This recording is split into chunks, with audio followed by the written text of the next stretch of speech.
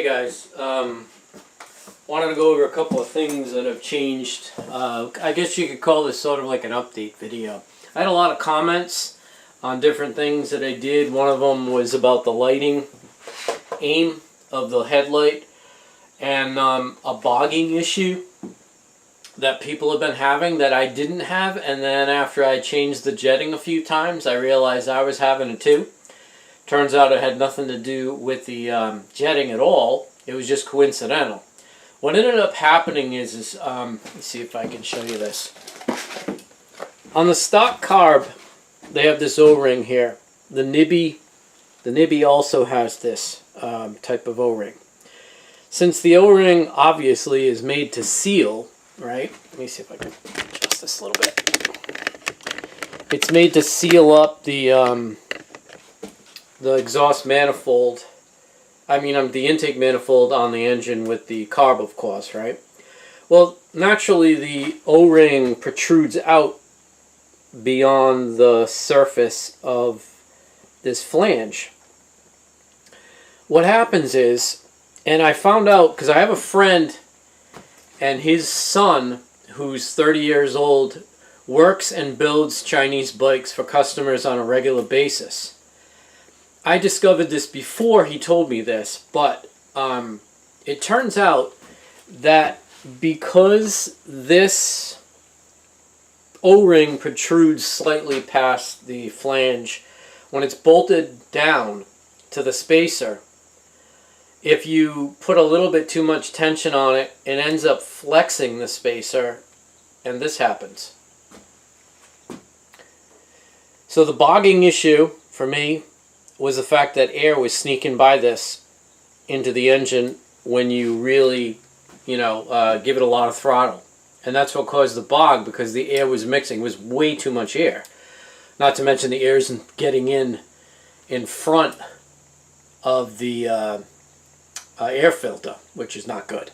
But I caught it right away. I just didn't know what the problem was. I really thought it was jetting, so I rejetted it back to what I originally had, and I still had the bog. It's not really a bog, it's more like a complete hesitation. If you ease into the throttle, it was fine, but if you really zip it, forget it. It would cough and stall if you kept the throttle like that. It's because the air mixture was so much richer than it should have been in comparison to the fuel ratio that the bike couldn't even run. So I just happened to notice, because the lighting, when you're in underneath the bike here, the lighting, even with all this lighting, it wasn't great, and my eyes are not great anymore. So I was looking at it after I worked on it for some part of the day, and I thought I saw something that looked really weird, and that is that when I looked at the side of the carburetor, let me see, I'll show you it now. When I looked at the side of the carburetor after I had rejetted it back to factory, or the way not factory, the way it was running well before, I just took a quick glance right here. Can you see that? Yeah. Okay, well, that's not what I was seeing when I looked at it quick one night. What I could see is what I thought I saw, is I could see the bolt, this bolt, I could see the bolt in this area. So I said out loud to myself, am I seeing things here? So I went next door to my my house trailer, and I grabbed a flashlight and came back here. And I'm like, holy crap, it's cracked. Not only is it cracked, but the piece that cracked fell off. So I never recovered the piece from this. So that's what made me realize, holy crap, I got to replace this. So X-Pro had sent me another one because they didn't send, it wasn't on the bike when I originally got it. I mentioned that in another video. So what I ended up doing was, Nibby also gives you a spacer for the intake as well. And as soon as I put that on and didn't torque it down too tight, the hesitation or bog was completely gone. I'm like, that was the issue. So I'm pretty sure, maybe not all of the cases of you guys having problems with it bogging, it's probably related to something like that. Some people have mentioned that it bogged right from day one, but that doesn't mean that it's not cracked, because the factory, I don't know if they spec it down with, you know, with a specific torque setting, but my guess is they probably don't. And if that's the case, then I think that you guys might want to check that. Check the spacer. Some of them don't break off completely. Some of them just crack. And a crack would be enough to have air sneak by it. And you got to remember that the whole point of a carburetor is to equally or precisely mix the air with the fuel. And once you got air coming in from someplace else other than through the intake of the carburetor, now you're introducing a skew in that ratio, and it messes up everything. I didn't have the problem, like I said, initially, but I did have it after I had swapped out the jets. And it has nothing to do with the jets. It has to do with the fact that you have to remove the carburetor to get to the float bowl to switch out the jets. So it's being, that manifold bolt here is being loosened, tightened, you know, as you take the carburetor out, rejet it, put it back in.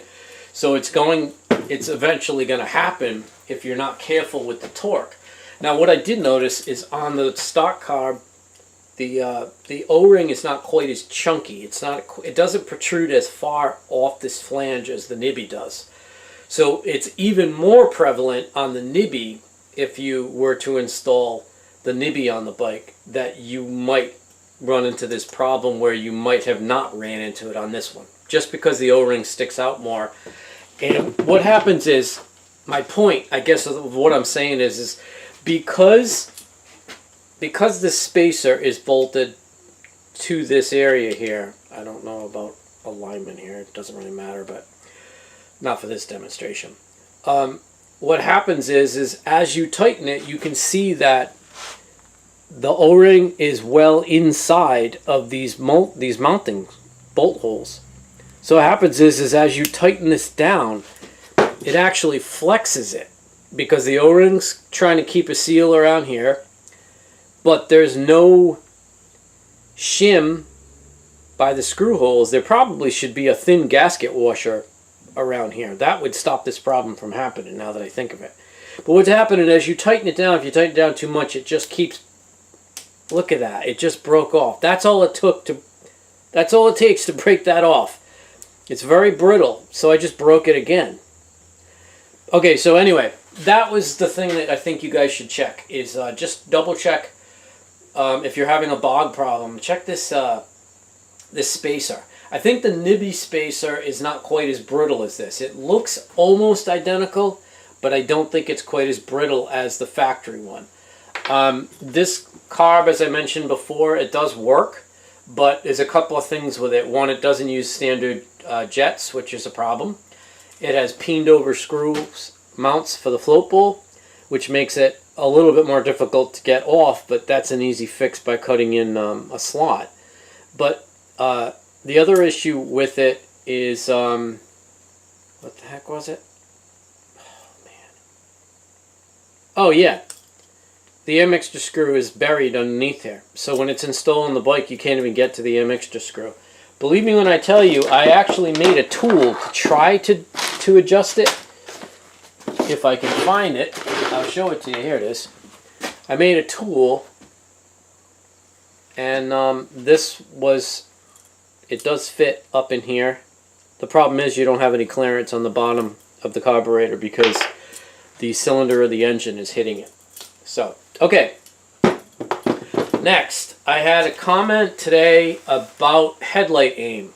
Mike Festiva did some shimming, I think. I think he changed the mounting points, or shimmed them so that they lean forward or lean backward. Let me see if I can get a shot of that. I know this is a very unprofessional way of doing this, but Okay, you see that? I believe he changed, I gotta look at his video again, but I think he changed the, I think he shimmed the top mount to be more forward, which of course brings the aim of the light down. Because right now, well, not right now, but when you get the bike, you'd probably be better. The headlight tends to point up so high, it's probably more visible from space than it is to try to use the headlight to see the road that you're on, or the path that you're on. But I didn't want to modify the mounting points. And Mike pointed out, and many other people have said it, that the adjustment screw doesn't work that well. There's a couple of reasons why it doesn't work so well. One, there's a tremendous amount of wires behind it that are constantly pushing it up. Two, I'm going to show you this, but there's a series of screws that run around the bezel of the headlight reflector. But there's also two in the center, one here and one here. Those are basically what allows that headlight to pivot on that screw down here. So if those are super tight, which they all are, they're all zinged down to the maximum, there's no pivot room. That's a big problem. So a combination of loosening those screws and then adding a spacer here is necessary. Now I'm just going to grab 8mm here. I'm going to show you this. Now I want to mention too that, let me back this up a tad. I'm going to mention too that I have emergency lighting on this bike for farm use. And because of that, I have even more wires behind this headlight.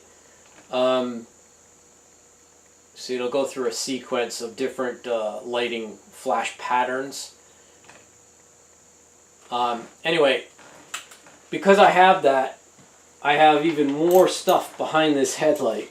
And this is a very difficult thing to put back together with all these wires. I mean, it's crazy how many wires are back here.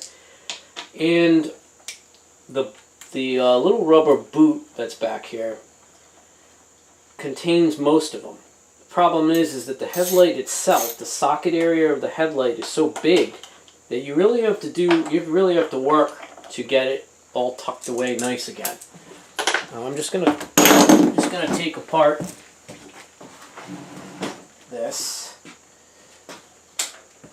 so you can see what was done.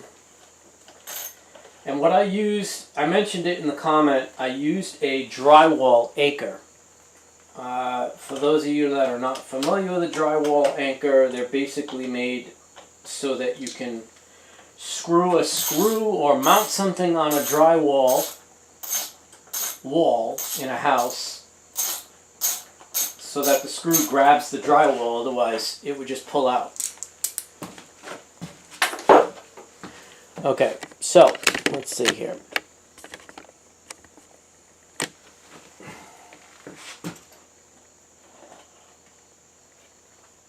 I'm going to disconnect this because it's so hard to get all this tucked in nice that I think I'm just going to take this off. Okay, so see these screws here? These are the pivot screws. These are way too tight from the factory.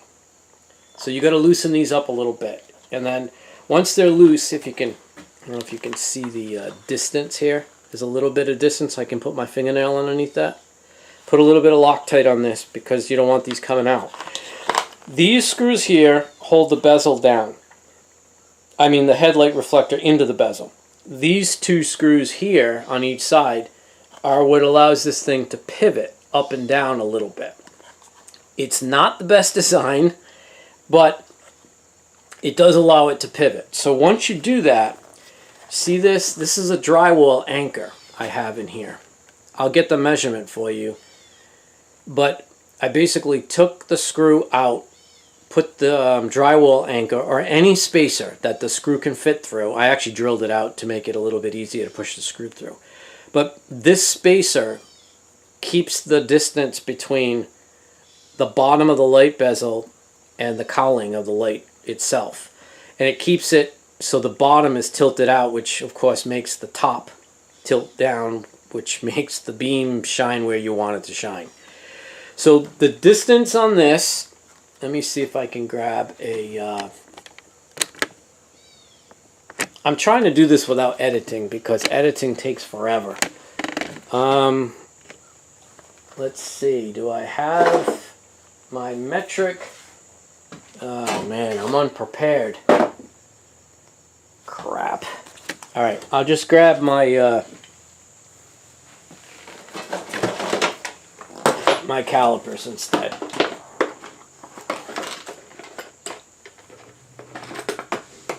Alright. So it's in millimeters, it's zeroed out. Can I actually do this?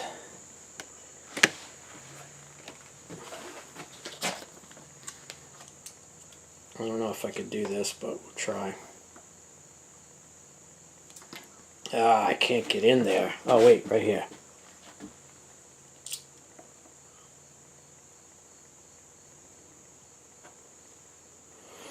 $17.5 millimeters. So that's the length of this spacer.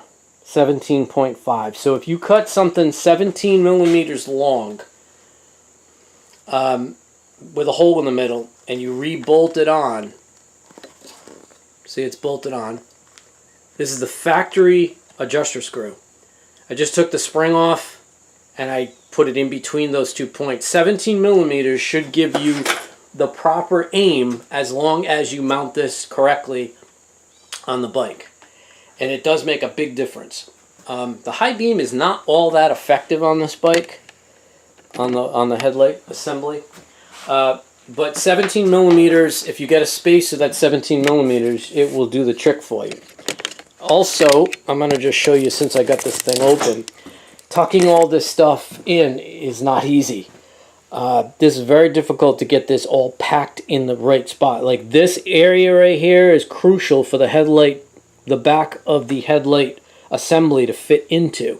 This is the emergency flasher, so obviously you guys won't have that on your bike, but all the wiring goes in here, and everything is dielectrically greased. I think that you should do that.